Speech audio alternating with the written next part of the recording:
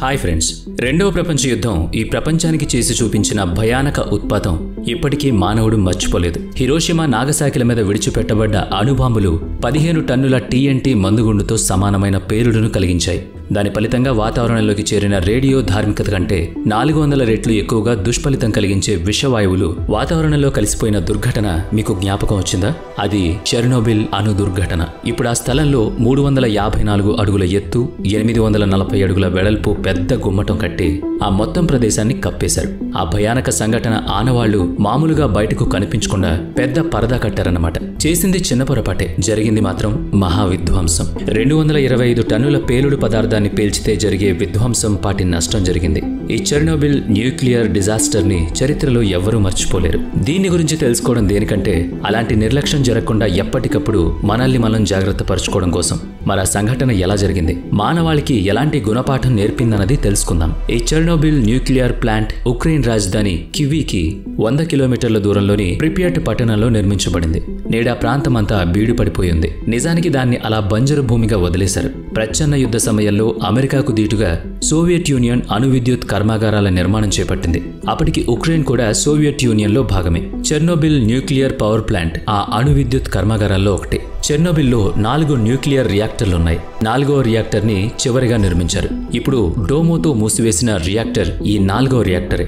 ఒక్కో రియాక్టర్ 1000 మెగావాట్ల విద్యుత్ ఉత్పత్తి సామర్థ్యంతో పనిచేస్తాయి. అంటే దాదాపు ఆనాటి సోవియట్ జనాభాలో సగం మంది అవసరాలు తీర్చే సామర్థ్యం ఉంది ఈ మొత్తం పవర్ ప్లాంట్ కి. న్యూక్లియర్ రియాక్షన్ ద్వారా నీటిని వేడి చేయడం, వేడి నీరు ఆవిరిగా మారి టర్బైన్స్ ని తిప్పడం, టర్బైన్లు తిరగడం మూలంగా విద్యుత్ ఉత్పత్తి జరగడం అన్నది ఈ అణు విద్యుత్ కర్మాగారంలో జరిగే పద్ధతి. మీకు తెలుసా, న్యూక్లియర్ రియాక్షన్ అనేది ఒక చైన్ రియాక్షన్. అర్థమయ్యేలా చెప్పాలంటే అది ఒక గొలుసు కట్టు చర్య. ఒకసారి రియాక్షన్ మొదలైతే అణు విచ్ఛేదనం అలా కొనసాగుతూనే ఉంటుంది. మధ్యలో ఆపేయడం కుదరదు. మరి గొలుసు కట్టు చర్యను నిరోధించాలి కదా. అందుకోసం ప్రతి రియాక్టర్లో 211 కంట్రోల్ రాడ్స్ ని అమర్చారు. న్యూక్లియర్ రియాక్షన్ సమయంలో విడుదలయ్యే న్యూట్రాన్ కణాల్ని పీల్చుకునే సామర్థ్యం కలిగిన రాడ్స్ అవి. న్యూట్రాన్లు యురేనియం అణువుల్ని ఢీకొట్టడం మూలంగా న్యూక్లియర్ రియాక్షన్ పుడుతుంది. అలా కాకుండా ఈ కంట్రోల్ రాడ్స్ కి పోయి అతుక్కున్నాయనుకోండి, న్యూక్లియర్ రియాక్షన్ దానంతట అది నెమ్మదిస్తుంది. అది ప్రాసెస్.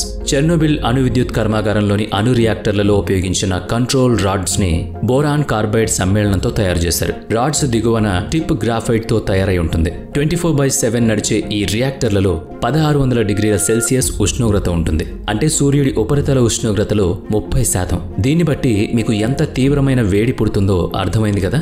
కనుకనే రియాక్టర్ ని చల్లబరచడానికి లోపలనే నీటి గొట్టాలను ఏర్పాటు చేశారు. పంపుల సాయంతో ఆ నీరు రియాక్టర్ లోపల తిరుగుతూ ఉంటుంది. ఇదిగో ఈ చల్లబరిచే ప్రక్రియకు సంబంధించి చేసిన డిజైన్ లో లోపం జరిగింది. అయితే ఎవరూ దాన్ని గమనించలేకపోయారు. కార్ల వంటి వాహనాల్లో చల్లదనం కోసం కూలెంట్ వాడతారు. అలాగే ఇంజన్ ఆపేయగానే రేడియేటర్ లోపల నీళ్ల ప్రవాహము నిలిచిపోతుంది. కానీ న్యూక్లియర్ రియాక్టర్లో క్షణకాలం కూడా నీటి సరఫరా నిలిచిపోవడానికి వీల్లేదు. న్యూక్లియర్ రియాక్టర్ ని ఆపేసినా కూడా లోపల గొట్టాల్లో నీటి ప్రవాహాన్ని మాత్రం నిలుపుదల చేయకూడదన్నది నియమం. కారణం మామూలే, రియాక్టర్ ని ఆపేసినా కానీ మరి కాసేపటి దాకా ఆ ఉష్ణోగ్రత అలాగే ఉంటుంది కాబట్టి. అలా నిరంతరం నీళ్లు తిరుగుతూ ఉండాలంటే మోటార్లు తిరుగుతూ ఉండాలి. ఆ మోటార్లు తిరగడానికి విద్యుత్ కావాలి. కాబట్టి టర్బైన్లు ఉత్పత్తి చేస్తున్న విద్యుత్నే ఈ నీటి యంత్రాలు కూడా ఉపయోగించుకుంటాయి. పవర్ ఫెయిల్యూర్ అయితే బ్యాకప్ జనరేటర్లతో అవి తిరుగుతూ ఉంటాయి. సమస్య ఏంటంటే రియాక్టర్ పవర్ ఆగిపోయి బ్యాకప్ జనరేటర్ కి పవర్ షిఫ్ట్ కావడానికి 60 సెకండ్ల సమయం పడుతుంది.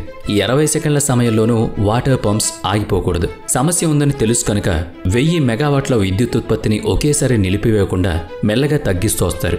ఆ మిగులు విద్యుత్నే నీటి యంత్రాలు 60 సెకండ్లలో రియాక్టర్ పవర్ నుంచి డీజిల్ జనరేటర్ కి మారతాయి. వ్యవస్థ ఏర్పాటు బాగానే ఉంది, కానీ తగిన పరీక్షల నిర్వహణ జరగలేదు. ఈ నిర్వహణ జరిగింది 4వ రియాక్టర్లోనే. మిగిలిన 3ంటిలో అన్ని పరీక్షలు విజయవంతంగా జరగలేదు. 1986 ఏప్రిల్ 25 నాటి సాయంత్రం వేళ 4వ రియాక్టర్లో సేఫ్టీ టెస్ట్ నిర్వహణకు ఏర్పాట్లు చేశారు.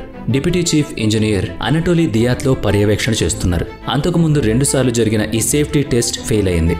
ఈసారి ఎలాగైనా టెస్ట్ పాస్ చేయాలని డిప్యూటీ చీఫ్ ఇంజనీర్ సంకల్పం. అయితే రియాక్టర్లో 700 మెగావాట్ల విద్యుత్ ఉత్పత్తి జరుగుతున్నప్పుడు మాత్రమే ఈ టెస్ట్ జరగాలని రూల్ బుక్ చెప్తోంది. అంటే 1000 మెగావాట్లను 700 మెగావాట్లకు తగ్గించాలి. అందుకోసం కంట్రోల్ రాడ్స్ ని రియాక్టర్ లోపలికి పంపించాలి. న్యూక్లియర్ రియాక్షన్ ని నెమ్మది చేయాలంటే అవి అవసరమని మనం చెప్పుకున్నాం. తదనుగుణంగా రియాక్టర్లో న్యూక్లియర్ రియాక్షన్ నెమ్మదించసాగింది. అయితే ఆ రోజు కంట్రోల్ రాడ్స్ నిర్ధారిత దూరం కంటే ఎక్కువ లోపలికి దింపడం జరిగిందని భావిస్తున్నారు. బహుశా అందుకే 1000 మెగావాట్ల విద్యుత్ ఉత్పత్తి ఒక్కసారిగా 30 మెగావాట్లకు తగ్గిపోయింది. మరి కంట్రోల్ రాడ్లను కొంచెం పైకి లాగాలి కదా, ఆ పని చేశారు. అప్పుడు అది 200 మెగావాట్లకు పెరిగింది కూడా. మరింత పెంచడం కోసం కంట్రోల్ రాడ్లని ఇంకొంచెం వెలుపలికెత్తారు. మొత్తం కంట్రోల్ రాడ్లు 211 కదా. లెక్క ప్రకారం కొన్ని చొప్పున బయటకు లాగుతూ విద్యుత్ ఉత్పత్తిని పెంచుతున్నారు. చివరికి 8 కంట్రోల్ రాడ్లను మాత్రం రియాక్టర్లో ఉంచారు. కానీ రూల్ బుక్ లో అలా లేదు. ఎప్పుడు కూడా కనీసం 15 కంట్రోల్ రాడ్లు రియాక్టర్లో ఉండాలి, అంతకు తక్కువ ఉంచకూడదు. మీకు అర్థమైంది కదా. కంట్రోల్ రాడ్లు తక్కువ ఉంటే ఎక్కువ ఉష్ణోగ్రత పుడుతుంది, ఎక్కువ విద్యుత్ ఉత్పత్తి అవుతుంది. జరిగిన తప్పిదం కారణంగా 200 మెగావాట్ల వరకు పెరిగిన విద్యుత్ ఉత్పత్తి మెల్లగా పెరుగుతూ 1000 మెగావాట్లను కూడా దాటిపోయి చాలా ఎక్కువగా వెళ్ళిపోయింది. దాని అర్థం ఏంటి? రియాక్టర్ లోపలి ఉష్ణోగ్రత కూడా అపరిమితంగా పెరిగిపోయిందని కదా. అలాగే జరిగి పైపుల్లో తిరుగుతున్న నీరు చాలా త్వరగా ఆవిరైపోయింది. అంటే రియాక్టర్లని చల్లగా ఉంచే నీటి పరిమాణం కంటే ఆవిరి అవుతున్న నీటి పరిమాణం ఎక్కువైంది. ప్రమాదం మొదలైంది. రియాక్టర్ కోర్ వేడెక్కడంతో కంట్రోల్ రూమ్ ప్రమాద సంకేతాలనిచ్చింది. రియాక్టర్ మొత్తం కంపించడం మొదలైంది. అత్యవసర పరిస్థితుల్లో ఎమర్జెన్సీ షట్ ఆఫ్ బటన్ ని నొక్కడం ఒక్కటే పరిష్కారమని ఇంజనీర్లకు తెలుసు. ఆ బటన్ నొక్కితే కంట్రోల్ రాడ్స్ అన్నీ ఒకేసారి రియాక్టర్లోకి వెళ్లిపోయి న్యూక్లియర్ రియాక్టర్ ని నిలిపివేస్తాయి. మరి ఇంజనీర్లు ఆ పని చేయలేదే అంటే చేశారు. అత్యవసర మీటర్ నొక్కడం, కంట్రోల్ రాడ్లు రియాక్టర్ లోపలికి వెళ్లడం జరిగింది. అవి లోపలికి వెళ్లడం పెద్ద శబ్దంతో రియాక్టర్ పేలిపోవడం వెంటనే జరిగిపోయాయి. సిస్మోగ్రాఫ్ మీద ఆ పేలుడు ప్రభావం 225 టన్నుల TNT పేలుడుతో సమానమైన సంకేతాలను ముద్రించింది. మనం చెప్పుకున్న హిరోషిమా మీద వదిలిన లిటిల్ బాయ్ అణుబాంబు ప్రభావం కంటే 400 రెట్లు ఎక్కువ అణుధార్మిక విషవాయువులు ఈ చెర్నోబిల్ 4వ రియాక్టర్ పేలుళ్లో వాతావరణంలోకి విడుదలయ్యాయి. 1986 ఏప్రిల్ 26 తెల్లవారుజామున 1:26 సమయంలో ఈ దుర్ఘటన జరిగినట్టు రికార్డైంది. న్యూక్లియర్ రియాక్టర్ ని స్లో డౌన్ చేయాల్సిన కంట్రోల్ రాడ్స్ ఆ రియాక్షన్ ని స్పీడప్ చేశాయి. మరి ఈ సందేహం చాలా మందికి కలిగింది. బోరాన్ రాడ్స్ తో తయారు చేసిన కంట్రోల్ రాడ్స్ కి దిగువన గ్రాఫైట్ టిప్ అమర్చారని చెప్పుకున్నాం కదా. బోరాన్ కార్బైడ్ న్యూక్లియర్ రియాక్షన్ ని ఖచ్చితంగా నిరోధిస్తుంది. గ్రాఫైట్ మాత్రం ఆ రియాక్షన్ ని అధికం చేస్తుంది. ఎమర్జెన్సీ బటన్ నొక్కడం కంటే ముందే లోపలి ఉష్ణోగ్రత సామర్థ్యానికి మించి పెరిగింది కదా. బటన్ నొక్కి కంట్రోల్ రాడ్స్ ని లోపలికి దించుతున్నప్పుడు గ్రాఫైడ్ రాపిడితో ఆ చర్య మరింత వేగమై రియాక్టర్ వాల్యూలు ఆ ఉష్ణోగ్రత ఒత్తిడిని భరించలేకపోయాయి. ఫలితంగా రియాక్టర్ పేలిపోయింది. 4వ రియాక్టర్ పేలుడులో 2 ఇంజనీర్లు అక్కడికక్కడే మరణించారు. మరో 2 పూర్తిగా కాలిపోయారు. ఈ 4వ రియాక్టర్లో అగ్నికీలలు ఎగసిపడ్డాయి. ఇది సాధారణ అగ్ని ప్రమాదంగానే మొదట్లో అందరూ భావించారు. అప్పటికే 5% రేడియో యాక్టివ్ మెటీరియల్ వాతావరణంలో కలిసిపోయిన సంగతి గుర్తించలేకపోయారు. ఫైర్ ఫైటర్స్ వచ్చారు. పెద్ద ఎత్తున నీటిని వెదజల్లుతూ మంటలార్పే పనిలో పడ్డారు. కానీ అది ఆరిపోయే అగ్ని కాదు.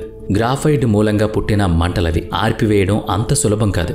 మొత్తం ప్రిపేట్ పట్టణాన్ని ఆ రాత్రికి రాత్రి ఖాళీ చేయించారు. ఆ రాత్రికి అక్కడ కనీసం 50,000 మంది ప్రజలున్నారు. అక్కడికి దూరంగా ఉన్న స్లావోటిక్ నగరానికి జనాభా తరలిపోయింది.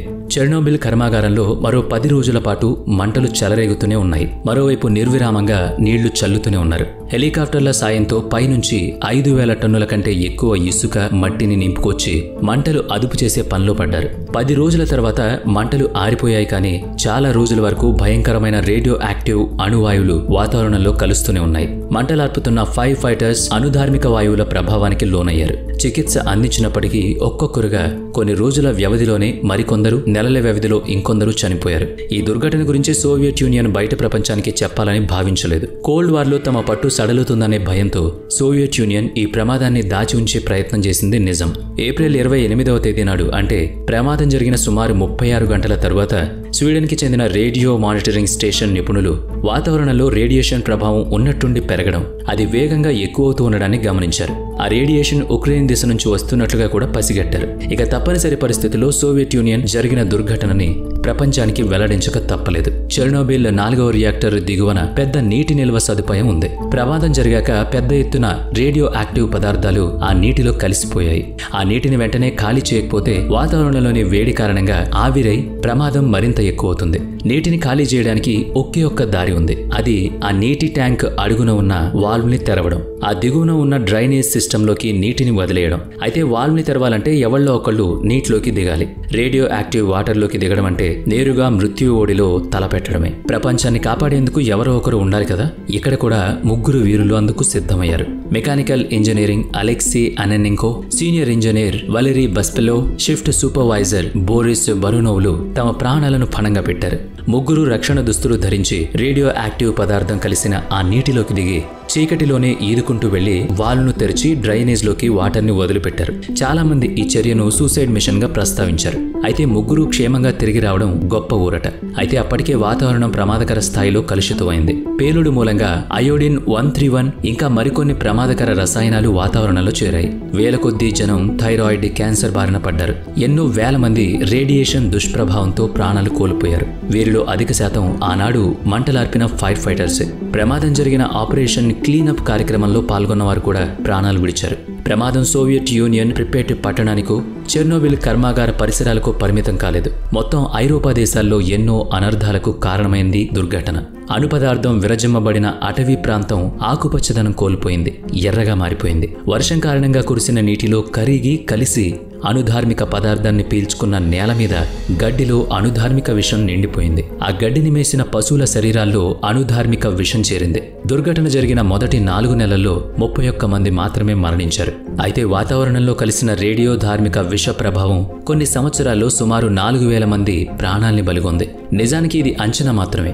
అచ్చంగా మరణించిన వారి లెక్క, వారి వివరాలు సేకరించడం అసాధ్యం. ఇప్పుడు ఆ చెర్నోబిల్ ప్రమాద స్థలాన్ని నేరుగా సందర్శించేందుకు అనుమతి లేదు. 38 ఏళ్లు గడుస్తున్నప్పటికీ అక్కడ శిథిలాలు, మొక్కలు, వస్తువులు, మట్టి, రాళ్లు ఇంకా ఇతర పదార్థాల నుంచి కొద్ది పరిమాణంలో రేడియేషన్ విడుదలవుతూనే ఉంది. మరో 400 ఏళ్ల పాటు ఈ ప్రమాద తీవ్రత అలాగే ఉంటుందని నిపుణులు చెప్తున్నారు. దీంతో మరింత రేడియేషన్ వాతావరణంలో కలిసి విస్తరించకుండా ఉండేందుకు గాను భారీ డోమ్ ని ఆ మొత్తం ప్రాంతం మీద కప్పి అలాగే ఉంచారు. ఈ గుమ్మటం ఏర్పాటుకే $3 బిలియన్ల అమెరికన్ డాలర్స్ ఖర్చయింది. ఈ డోమ్ కనీసం మరో 100 ఏళ్ల పాటు చెర్నోబిల్ అణు ధార్మికతను వాతావరణంలో కలవనీయకుండా నిరోధిస్తుంది. బహుశా ఆ తర్వాత మరో డోమ్ ని ఏర్పాటు చేస్తారు కావచ్చు, లేదా ఆనాటికి కనిపెట్టబడే మరో కొత్త సాంకేతికత సాయంతో ఆ పని చేస్తారు. ఏదేమైనా ప్రకృతి విరుద్ధంగా వెళ్లకుండా ఉండడం లేదా అణువంత ఏమరపాటు కూడా ఉండకూడదని, ఇటువంటి ప్రమాదకర చర్యలకు దూరంగా ఉండడం మంచిదని ఈ సంఘటన మనకు చెప్తోంది. మరి దీనిపై మీ అభిప్రాయం ఏంటో మాకు కామెంట్ చేయండి.